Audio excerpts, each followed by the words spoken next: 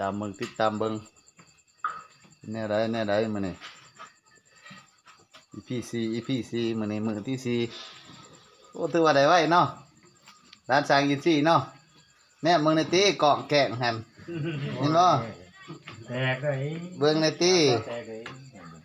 ให้เขาเบิ่งนำในตีหน้าแดๆหั่น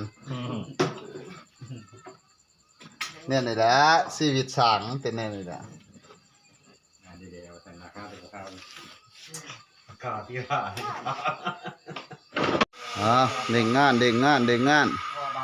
ออกรถอันน่ะป้ายมันน้ำหน่อยนึงบ่อันนั้นมันบ่ออกมันโอเคแล้วมันรวมน่ะเล่งงานดำนี่ถือว่าต่อแล้ว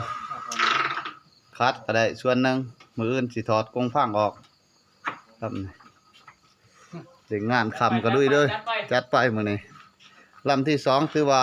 ขึ้นแล้วเรียบร้อยมื้ออื่นก็รอถากาวแห้งเสริมกาวบนใดที่มันบ่อันนี้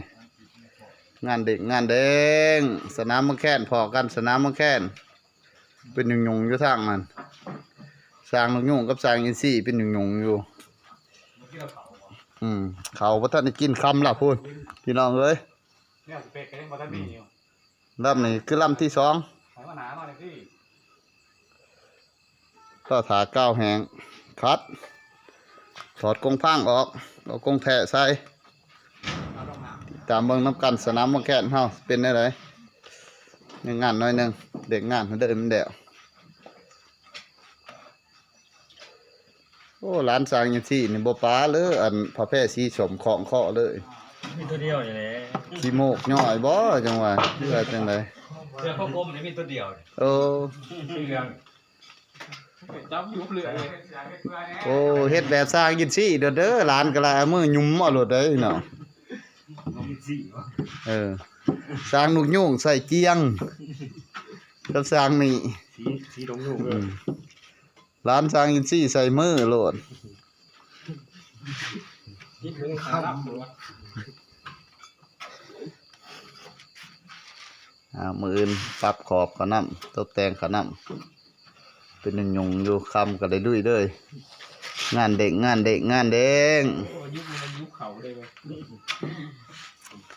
โอ้เอามือยุ่มน่ะเนาะแจ้น้ำลายก่อนบ่มือนี่จะว่าได้ยุ่มนี่แจ้น้ำลายแล้วก็มือยุบกาวแล้วก็แจ้น้ำลายอีกยันติดมือไปเอากาวใหม่โอ้ต่อแตะเลย